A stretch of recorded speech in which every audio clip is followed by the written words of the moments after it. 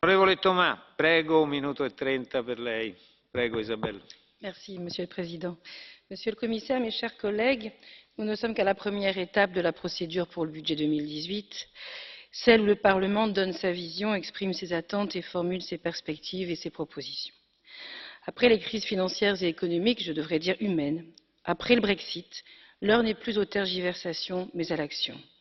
Les citoyens n'en peuvent plus des déclarations qui ne sont pas suivies des faits. Ils ne peuvent plus tolérer ce double langage qui consiste à demander que l'Europe agisse dans de nouveaux domaines migration, relance de l'investissement, lutte contre le chômage des jeunes, frontières, sécurité, alors même que le budget, lui, reste le même. Ils attendent de nous de la responsabilité. Soit nous dotons l'Union de l'Union européenne du budget suffisant pour répondre à ses compétences, soit les États membres arrêtent le blabla. L'Europe ne pourra pas agir efficacement si on ne lui en donne pas les moyens. Partout en Europe, le nationalisme et l'extrême droite prospèrent sur cette misère. L'Europe risque de mourir de cette mascarade. Dans les orientations budgétaires 2018, 2 exemples, la défense et le pass interrail. Nous demandons des moyens additionnels pour toute nouvelle politique.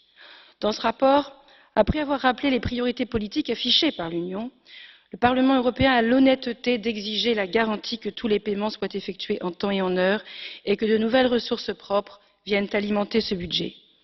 Les socialistes et démocrates seront particulièrement vigilants pour mobiliser tous les moyens disponibles au service de la lutte contre le chômage des jeunes, les investissements d'avenir pour des emplois de qualité et la sécurité de nos concitoyens. Merci.